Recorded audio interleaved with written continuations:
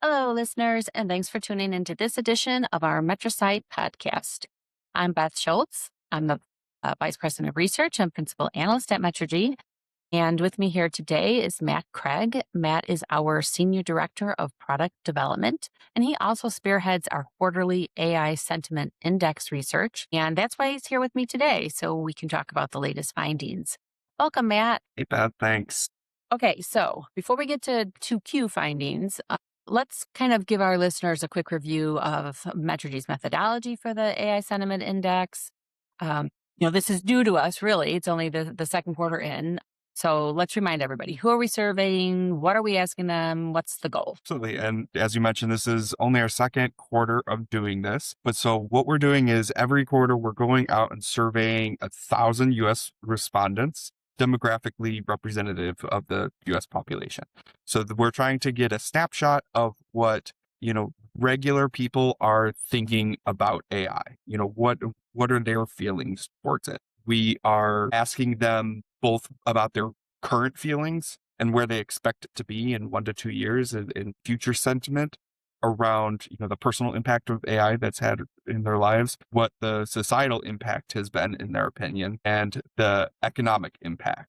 So these are, ranging from extremely positive to extremely negative in each of these. And we're taking those responses and using a pretty standard diffusion index methodology for that. We've tweaked it a little bit to make sure we're really capturing those who are at the extremes a little bit more, that are very positive or very negative, giving them a little extra weight than just a general positive or negative. So doing that, putting it on a regular 100-point index that we have here. So 100 is your baseline, and we'll be tracking this every quarter going forward and seeing how sentiment changes from this 100 baseline in Q1, positive or negative. Okay, and we have the overall AI Sentiment Index, the current, correct me if I'm wrong here, current AI Sentiment Index and Future Expectations Index, right? Correct. And So those those are are all three of them are there. So we have the current sentiment and future expectations index. Those are what I kind of deem as sub-indexes. So those are looking specifically at what they're thinking now and what they're thinking for the 1 to 2 year time frame. And then we kind of roll that up into an overall index by, averaging them out. So then we'll have the overall. okay. So as you said, Q1, we set the baseline at 100. So let's talk about where we are with Q2 in those index scores. Sure. If we're looking strictly at the overall, we saw a 1.4% bump. So we're up to 100.4. It's really easy at this point to calculate those quarter over quarter changes, moving from 100. And while that's a decent shift forward in terms of positivity around AI, we're actually seeing the biggest bump of that in the current sentiment index. So that actually went up 2.2% to 102.2, whereas the future expectations saw a very, very slight shift up to 100.6. So I think the, kind of incredibly rapid advancement that we've had, not just in the AI models themselves, but how they're being packaged and turned into usable applications. And the fact that more and more people are using AI even now this quarter compared to last quarter, we're seeing that current sentiment kind of jump up a little bit more. So we've seen a 5% increase in those who are saying they're regularly using AI, and an 11% bump in those who are saying they're at least occasionally using it. So I think more people are seeing, hey, we're seeing positive impacts now. We're seeing how helpful it can be. The future, it's a slightly different story. While not as, while we're not seeing a drop in sentiment towards it, we're still seeing quite a bit uncertainty. I think there's just so many possibilities of what could be an impact of AI, on both their personal, benefits as well as societal and economic. And with that uncertainty, we're seeing a lot of things around job displacement concerns, misinformation concerns, data transparency, privacy issues. I think a lot of those are on the minds of a lot of people, and there's no real clear-cut answer to is that a real concern or not? So people are taking a little warier approach to what it's going to be in a couple of years. We're only 2 quarters into this index, right? So we have a fairly limited data set. How, you know, as you talked about, we've seen, what it was, it a 1.4 point change in the baseline. Do we really can you think about this as a trend? These indicative of a trend at this point, or is it too soon to start talking in those sorts of terms? I think we're a little early to say trend quite yet, just because, and even going out, another quarter, it still might be too early, more just because of how rapid the advancements have been. The entire landscape can change within a month. We could see a completely different landscape if, OpenAI puts out a new model that blows everybody away. That's going to change how all of these tools and applications are going to be doing. Or somebody comes out with a new way of utilizing the existing tools. I would have been really curious to see if we had started this towards the end of last year, what the huge, popularity, like rapid growth of OpenClaw would have been on this, because that was kind of a whole new paradigm of how people started using it, and really the personal agentic tool versus just the general agentic tool that is out there a lot. And I think those huge bumps is going to make it kind of wild for a little bit until we start seeing a slowdown in the progression of what these things can do. You mentioned OpenClaw. Maybe explain that just in case some of our listeners aren't familiar with OpenClaw. So OpenClaw or Hermes is another popular one. They are focused more on actually using the AI models that you have now to go out and do things on your behalf. And they do it in a really clever way where the models actually will create memories and profiles for themselves of things that they need to remember in order to better future help you. So if you're working on something, whereas if you're going, using Claude Code right now to write some code, there's going to be some things that you need to change, every single time that it comes up, because, it doesn't do it the way that you like. Are you, capitalization or formatting, even simple things like that of your preferences. Well, if using something like an OpenClaw or Hermes, you could tell it, hey, I don't want to do this, in this way. I want it formatted in this way. It'll actually take that and store it in its memory and actually kind of build up a profile of what you like and what you want to do. And if it's something that you're doing often, it'll actually kind of cache that memory. And so it'll start doing it without you even asking to do it. If it's something that you come in every day and you run these certain, routines every morning, well, in a few weeks, it'll start saying, hey, do you just want us to do this for you without you asking us to do it? And it'll just be there when you step in. So that ever increasing efficiency and productivity gains, right? Okay. Yes. Uh, Thanks. I think listeners who weren't familiar with OpenClaw will be familiar with it now. Okay. So, Matt, as you talked about in the intro, we look across 3 dimensions: personal, social, economic. So, for Q2, what were some of the more interesting takeaways that you kind of uncovered as you did your analysis across these dimensions? In personal, we saw a little bit of a bump more towards positive sentiment. In general, I think that goes pretty hand in hand with, as I mentioned, like more people actually using it. One of the things that we've found out is a lot of the people that say that, AI is not helpful for any of these, for them, or, it hasn't been positive. Most of them haven't actually used it, saying that they don't have a need for it.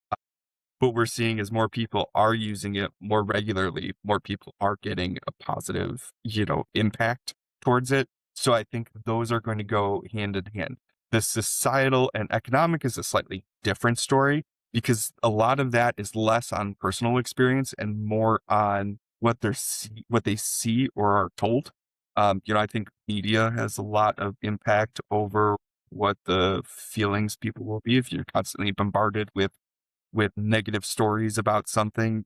Even if you are skeptical, that repetitive nature of it is still going to kind of subliminally leak in about certain things and putting more questions in your head. So we've seen both of those aspects veering a little more towards the negative. But one of the really interesting things that we saw on the economic side this quarter compared to last quarter is we're starting to see some of the people who said that they had kind of a negative impact or negative feeling of what the economy is going to be in the next couple of years, the impacts of AI. And so just somewhat negative. So they're not the doomers, but they're not necessarily the people who are thinking it's going to be a good thing. We actually saw that shrink quite a bit, but at the same time, we saw those that are say extremely negative go up, and also those who said that are positive go up. So you're seeing this kind of split in these people of how they're shifting their feelings. So you're getting some people getting more negative, some people getting more positive. And it'd be so interesting to see how this plays out, quarter over quarter, right? Because as you It said, really it's a little is. bit too early to say, say as a trend. Okay. That said, you know the Q1 data, you know the Q2 data. So were there any surprises that came up when you were doing the Q2 analysis? Things you really didn't expect to see? Not necessarily a surprise, but more eye-opening, I think. So we did add a couple extra questions this quarter that we did not in the first quarter. You know, after we, went through the first quarter data, there was a couple questions that came up that were like, we really want to know a little bit more about this. And the biggest kind of eye-opening is how the general public is interacting with AI for the most part. A lot of the conversations that we've had in the past, have been with a lot of the producers of the technology, those that were creating it or those who are implementing it within businesses. But when we go out and actually talk to the people who are using it, there's kind of a disconnect in, where they're focusing. So more than half of the use of any type of AI is more just general purpose tools. It's using ChatGPT, it's using Gemini, it's using Claude. They're not necessarily using it for the kind of agentic features that are constantly being talked about, on our side and those who are kind of, waist deep in what's happening in the industry. They're using it for general research, for search engine replacements, so more of like those types of convenience. Most have not taken that extra step towards using it as essentially an assistant or using it to do things on their behalf. They're still, a little bit slower on that upkeep. Not that that's not a good use of it. It definitely is, but it can do so much more. So that is something I want to keep my eye on and see how that changes it all, especially with all of the talk happening about the real agentic aspects of AI and what it can do. Okay, one last question for you, Matt, and it may not be let's say, it may not be a fair question, but I'm going to ask it anyways. Oh gosh. No, it's not nothing scary. It's just as you sort of keep your pulse on what's going on in the world with AI and, having done, having 2 quarters in, when you think about Q3, do you have any expectations of what you're going to see, how the survey is going to pan out for Q3? And maybe if you don't have any expectations necessarily, what are the kind of the key things you're watching for? Yeah.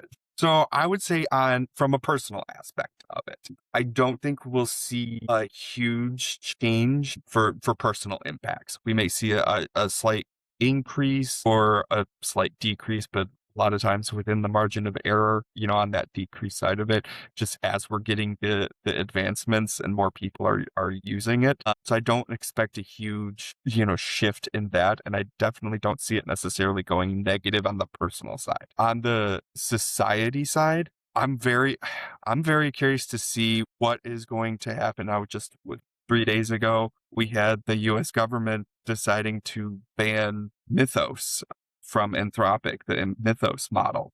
That got a lot of news, headlines out there, especially from major media publications, and that the headlines of that can sound very scary. It's like it was banned for being too dangerous. Now, if you read into it, it's not necessarily as scary sounding or as scary as it sounds, but that, not everybody reads past the headlines. So I'm really curious to see what type of impact that's going to have on the society factor of things. Because if we're putting into people's minds that, hey, this is a dangerous tool, it's not just, making me nervous, but it's actively dangerous. On the economic side, I think the biggest thing that may have an impact is what the the US stock market does, to be completely honest. We've had about a year now of a lot of layoffs with the stated, reasoning being for AI, and it hasn't necessarily impacted it significantly. So I don't think any more of those will impact sentiment, too much negative. But if all of a sudden the stock market goes down 15% in the next 3 months you know, because of AI, we've seen the huge rise based on the back of AI. Now, if we see a decline based on that as well, I think you're going to start seeing more people shift negative on that. I don't know if we're, I wish I knew if that I could predict exactly what the valuations are going to be and what investors think. I wish I could predict that, No, but right? That would make life so much simpler. But I think that's going to be a leading indicator of what the sentiment's going to be, just because that has such a huge impact on a lot of the people that are using AI. Okay, so that is all great stuff. We'll have to track how your thinking comes to fruition with our Q3 survey, and then moving on from there. This is really exciting stuff. It's great to it's great to talk to you about this, and looking forward to your continued work on the index. So thank you so much, Matt. And listeners, as a reminder, you can find our AI sentiment index reports on the Metrigy website at www.metrigy.com. And as always, we're happy to hear from you. So if you have any questions for Matt about the index, feel free to reach out to him. You could just shoot him an email at matt@metrigy.com, or you can email me at beth@metrigy.com, or you can just use the contact button on the Metrigy website. And that is all for now. On behalf of Matt and the rest of the Metrigy team, goodbye till next time, and take care, everybody. Thanks so much, Beth.